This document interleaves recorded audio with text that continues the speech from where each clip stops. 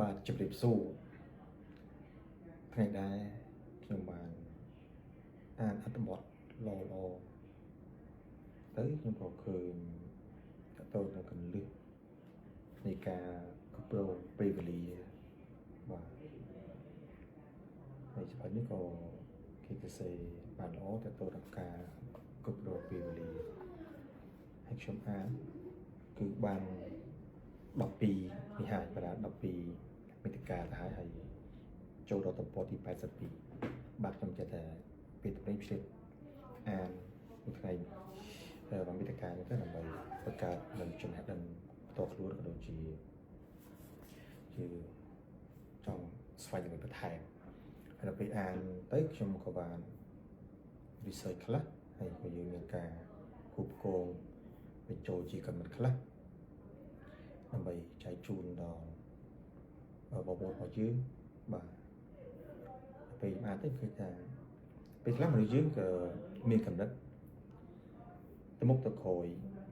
ចង់រីកចម្រើនបន្តិចអត់ចង់បន្តិចឬក៏អីផ្សេងទៅអញ្ចឹងថ្ងៃនេះខ្ញុំចង់យកចំណុចខ្លះដើម្បីថាបង្កើតកំណត់ផលិតភាពពីចម្រើនអញ្ចឹងណាបាទទាំងការផ្លាស់ប្ដូរអ្វីមួយការគិតអ្វីមួយពីពីចម្រើនការបង្កើតថ្មីនិងការខ្លួនឯងជាកត្តាសម្រាប់ខ្លួនយើងទេគឺអត់មានតម្រូវទៅលើឋានៈអ្នកទេការបង្កើតថ្មីមានបញ្ហាចម្បងច្រើនដែលយកចុចចែកលេខទីមួយគឺថាស្វែងយល់ពីបញ្ហាយើងដឹងហើយទីមួយយើងសួរខ្លួនយើងថាយើងមានបញ្ហាអីរកឲ្យឃើញបញ្ហាដែលកំពុងប្រឈមហើយពិចារណារកចម្លើយដើម្បីជាការដំណោះស្រាយអញ្ចឹងចាប់យកឱកាសស្វែងរកឱកាសថ្មីក្នុងជីវិតក្នុងអាជីពសម្លឹងឃើញចំណុចខ្សោយពិនិត្យខ្លួនឯងតើមានចំណុចណាខ្លះដែលនៅខ្វះខាតដើម្បីយកមកដោះស្រាយសម្លឹងមកចំណុចខ្សោយធម្មតាបើយើងតែងតែមានចំណុចខ្សោយដែលយើងខ្វះខាតដែលយើងត្រូវមានការកែលម្អខ្លួនយើងឡើងវិញទីពីរនោះគឺការច្នៃប្រឌិតធម្មតាយើងស្វែងរកគោលដៅត្រូវមានការច្នៃប្រឌិតទៅរបស់អ្វីដែលថ្មីដូចអ្នកជាសាស្ត្រគាត់ស្វែងរកអ្វីដែលថ្មីគាត់រកតំបន់ដែលគ្មានទៅគាត់ប្រើចេញពីទំនើបបាទមួយទៀតការអភិវឌ្ឍខ្លួនឯងហើយគឺសំខាន់ចឹងបាទខ្ញុំលើកសភៅចង់បង្ហាញថាការអភិវឌ្ឍខ្លួនឯងគឺអត់មានអីដែលលើសពីការអានសភៅសិក្សាបន្ថែមទេ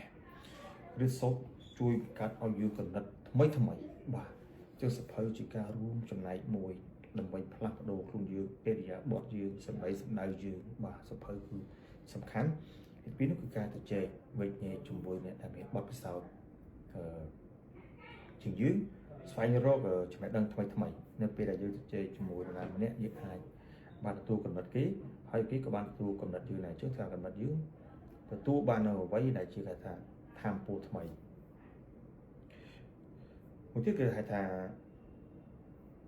ទទួលការវិភាគឬក៏ទទួលគេថាកែតម្រូវពីអ្នកដទៃធម្មតាមនុស្សយើង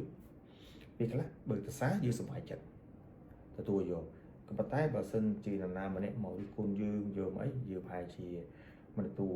យកទេក៏ប៉ុន្តែការរិះគន់ខ្លះវាធ្វើខ្លួនយើងហ្នឹងមានការផ្លាស់ប្ដូរពេលខ្លះទង្វើដែលយើងបានធ្វើអ្វីមួយយើងបានដឹងថាខុសយើងក៏ដឹងធ្វើត្រូវដែរក៏ប៉ុន្តែអ្នកខ្លះដែលគាត់មានកំណត់គេថា positive ជាមួយយើងគាត់ឃើញថាអូតែយើងក៏អត់ត្រូវចឹងអាចកែចឹងការផ្ដល់ជាច្បល់ពេលខ្លះមិនការផ្ដល់ជាច្បល់យូរហ្នឹងគឺមិនល្អទាំងអស់គឺមានការលោកយើងទៅចេះបើទទួលបេះដូងនៃការ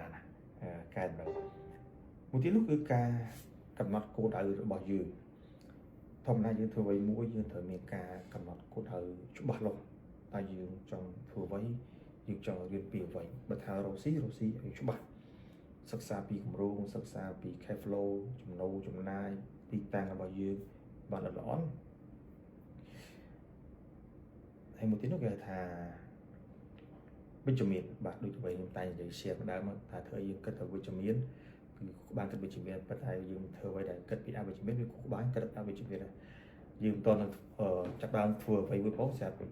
គិតតែពីវិជ្ជមានគ្មានទៅមុខទេបាទគឺមួយជីវិតរបស់យើងគឺនៅតែគិតតែវិជ្ជមានហ្នឹងខ្លាចមុខខ្លាចក្រោយខ្លាចមុខខ្លាចក្រោយយើងគិតពីវិជ្ជមានសិនដល់តែគិតពីវិជ្ជមានគ្រប់ជោគជ័យហើយចាំលើកពីចំណុចដែរវិជ្ជមានហើយចំណុចវិជ្ជមាននេះកាលណាយើងលើកខ្លាំងពេកគឺអត់ល្អគាត់ថាដំណើរការងារទាំងអស់គឺអត់ទៅមកហើយកាលណាយើងគិតវិជ្ជមានពេកគឺគេក៏អត់ចង់និយាយជាមួយយើងបាទ talking បាទបើនិយាយមកមិនតស្អីមកយើងវិជ្ជមានបាទអញ្ចឹងគេអត់ចង់មួយទៀតគេហៅថាផ្លាស់ប្ដូររបៀបការគិតបាទវាមាន4ចំណុចធំគេថាបង្កើតទំនាក់ទំនងថ្មីជាងកាលណាយើងចង់ផ្លាស់ប្ដូរការគិតរបស់យើងអាចចូលរួមជាមួយនឹងគេថាជាក្រុមឬកាលណាជួយអភិវឌ្ឍខ្លួនឯងយើងមានក្រុមយើងច្រើនដូចជាមានមិត្តភ័ក្តិដែលល្អគាត់អាចជួយផ្ដល់ជាគំនិតផ្ដល់ជាយោបល់ការប្រើប្រាស់សម្ភារៈចៃព្យាបាទដូចខ្ញុំតែលើកមកចឹងកាលណាយើងប្រើសម្ភារៈទំនើបប៉ុន្តែបើខ្លួនយើងមិនទំនើបសម្ភារៈគឺគ្មានន័យសម្រាប់យើងអញ្ចឹងកាលណាយើងទិញរបស់ទំនើបយើងព្យាយាមឲ្យទំនើបតាមមិនថាយើងត្រូវចិត្តប្រើទាំងអស់គ្រប់កម្មវិធីគ្រប់នៅក្នុងទូរស័ព្ទឬក៏សម្ភារៈផ្សេងៗយើងចេះមិនឲ្យប្រើប្រាស់បានបើបាត់តែយើងយកលុយទៅទិញហើយយើងប្រើវាឲ្យមានអត្ថប្រយោជន៍ជាខ្ញុំតួយ៉ាងមកខ្ញុំទិញរបស់អ្វីមួយខ្ញុំគាត់ថារបស់នោះខ្ញុំអាចប្រើបានអត់បើខ្ញុំទិញមកសម្រាប់ទុកចោលខ្ញុំដូចជាមិនទិញប្រព័ន្ធ technology គឺទំនើបបាទសូម្បីតែម៉ូតូឡានសម្ភារៈផ្សេងៗគឺទំនើបហើយប្រភេទងាយស្រួលទៅដល់អ្នកប្រើប្រាស់បាទអញ្ចឹងអ្នកដែលផលិតគេបានគិតទាំងអស់មិនឲ្យអ្នកប្រើមានការពិបាកហើយបើសិនជាមានការឆ្ងល់ដូចខ្ញុំតែងតែនិយាយដើមមកថាចូលទៅ research តែបាទកម្មវិធី research ឲ្យយើងគឺច្រើនណាស់ទោះយើងមិនចេះប្រើភាសាបរទេសមិនថាភាសាចិនភាសាជប៉ុនភាសាអង់គ្លេសភាសាអ្វីក៏ដោយគឺមានការ translate ហើយការ translate នោះមិនត្រូវ 100% នោះក៏ប៉ុន្តែអាចឲ្យយើងកាត់យល់បាន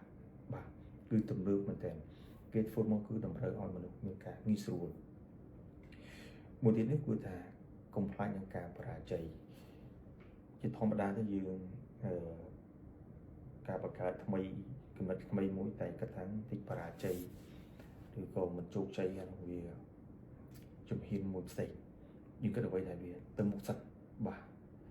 យើងគិតដែលទៅមុខគឺយើងទៅមុខយើងគិតអ្វីដែលថយក្រោយគឺយើងថយក្រោយដូចជាថាអតីតកាលគឺជារឿងមួយគាត់ថាយើងសារអតីតកាលដែលមានការជួយចាប់ពេកធ្វើឲ្យមន្ត្រីចម្រើនយើងថាមកពេកចោលខ្លះប៉ុន្តែអតីតកាលជាមេរៀនឲ្យយើងចងចាំថាកុំដើរកន្លងនោះគឺខុសយើងត្រូវរំលឹកហើយយកអតីតកាលមកចែកចម្លែកវិញដូចពេលយើងតែងតែមានអតីតកាលពីដើមទៅមកធ្វើខុសត្រូវរកស៊ីបរាជ័យត្រូវធ្វើអ្វីមិនទៅបានផ្លែផ្កាក៏ប៉ុន្តែបើសិនជាយើងលើកអតីតកាលមកខ្លាំងពេកដាក់ខ្លួនយើងទៅមកខាត់ដែរដូចគេថាមានការជោគជ័យណាមិនចេញទៅគ្មានការជោគជ័យណាដែលមនុស្សចាំគឺមកគឺអត់ទេបាទមានការចេញទៅរកខ្លួនឯងដូចស្ដេចមានផ្សាយបាទคลิปលោកខ្លីគាត់និយាយអត់មានអត្ថន័យមែនទែនបាទមានការជោគជ័យនៅតែពីលើមេឃមកបាទជាយើងទៅប្រឹកមកនិយាយកាត់ទេអញ្ចឹងមួយទៀតគេថាការចាប់យកឱកាសជាធម្មតាមនុស្សយើងតែងតែមានឱកាសរៀនខ្លួនមិនថាតែគេនៅខ្ញុំនេះយើងតែចាប់យកឱកាសដែលល្អវិវត្តខ្លួនទៅធ្វើអ្វីមួយបាទឱកាសនៃការរៀនសូត្រឱកាសនៃការធ្វើការឱកាសនៃការរកស៊ីឱកាសនៃការបង្កើតទំនាក់ទំនងក្នុងសង្គមដែលល្អជាមនុស្សមួយណាក៏មានឱកាសដែរសំខាន់ខ្លួនយើងចង់មានឱកាសហ្នឹងអត់ពីយើងអត់ចង់មានឱកាសបានយើងអង្គុយនៅមួយកន្លែងទៅបាទឱកាសគឺវាទៅអត់អស់យើងអត់ដំណើរការដែរតែយើងចង់ស្វែងរកឱកាសដូចគេថាដើម្បីអភិវឌ្ឍខ្លួនទៅជាខាងក្រៅហើយដូចជាភាសាដែលគេនិយាយលេងអានេះខ្ញុំគាត់និយាយលេងតាមណាម៉ោង7ចេញម៉ោង5ចូលមិនបាច់ធ្វើអីគឺចេញទៅកម្មមកទេបើជារូបភាពគឺថាល្អក៏ប៉ុន្តែវាខ្លះយើងត្រូវតែមានការចេញទៅក្រៅខ្លះដើម្បីបង្កើតទំនាក់ទំនងពេលខ្លះយើងអង្គុយញ៉ាំអីពេលល្ងាចឡើងនិយាយឈិតឆាតជាមួយមិត្តភ័ក្តិជាមួយដេកគូ business ក៏វាធ្វើឲ្យខ្លួនយើងមានឱកាសល្អហើយយើងចេញមក7 ហើយមក5រូបទេគឺជាបុគ្គលល្អតោះគ្នាក៏ប៉ុន្តែយើងត្រូវតែមានពេលវេលាខ្លះដើម្បីខ្លួនយើងស្វែងយល់ពីខាងក្រៅធម្មតាគេបើក restaurant គេបើកហាងគេបើកកន្លែងកំសាន្តល្អៗគឺដើម្បីទទួលនឹងភ្ញៀវពេលខ្លះភ្ញៀវដែលយកចូលទៅវាជាឱកាសដែរដូចខ្ញុំពេលខ្លះខ្ញុំក៏មានការទៅអង្គុយញ៉ាំអីចែកលេងឬក៏ទៅម្នាក់ឯងទៅអាចស្គាល់គេទៅអង្គុយនោះយើងអាចសួរនាំព័ត៌មានមិនដោយសារខ្ញុំចូលចិត្តនិយាយដែរអញ្ចឹងជាឱកាសជំរាបបទយើងនេះមានពីការបង្កើតផ្លាស់ប្ដូរគំនិតអញ្ចឹងណាបាទអញ្ចឹងចំណុចនេះខ្ញុំគិតថាបងប្អូនយើងប្រហែលជាគិតដូចខ្ញុំចឹងបាទពេលខ្លះយើងមានគំនិតចង់ធ្វើអ្វីមួយពេលខ្លះយើងគិតទៅមិនហ៊ានទៅខ្លាចមិនទទួលនៅផ្លែផ្កាធ្វើយើងខ្លាចយើងគុំគិតយើងការផ្លាស់ប្ដូរឱកាសគឺយើងដូចនឹងលើកនេះគឺមានផ្នែកធំចឹងបាទជាមួយដូចថា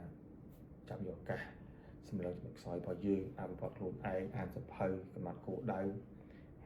ផ្លាស់ប្ដូរវាការគិតហើយកុំគិតរឿងអវិជ្ជមានច្រើនពេកគឺទៅមុខកើតហើយបាទហើយយើងអនុវត្តតាមវិសាស្ត្រទៅតែយើងបានឃើញអ្វីធម្មតាយើងធ្វើមួយតែតែមានផែនការសកម្មភាពរបស់យើងជាប្រចាំថ្ងៃសម្រាប់ខ្លួនខ្ញុំក៏មានការរស័យខ្លួនឃើញក្នុងថ្ងៃណាស់បើយើងអត់មានការរស័យអាចមានការផ្លេចជាការកត់ខ្លួនឯងហ្នឹងបានធ្វើខ្លះថ្ងៃនេះបាទខ្ញុំតែងតែកត់របស់ខ្ញុំតែម្ដងរាល់ការប្រជុំរាល់ការគឺខ្ញុំតែងតែមានកំណត់ហេតុបាទនេះគឺខ្ញុំមានការសរសេរទុកជាប្រចាំរបស់ខ្ញុំហើយខ្ញុំមានពីរមួយនេះសភៅខ្ញុំសរសេរការងារបច្ចុប្បន្នមួយសភៅខ្ញុំប្រជុំខ្ញុំមានពីរក្បាលអញ្ចឹងពេលដែលយើងនឹកឃើញអ្វីមួយដែលថ្មីដែលល្អយើងសរសេរទុកហើយយើងយកអានោះ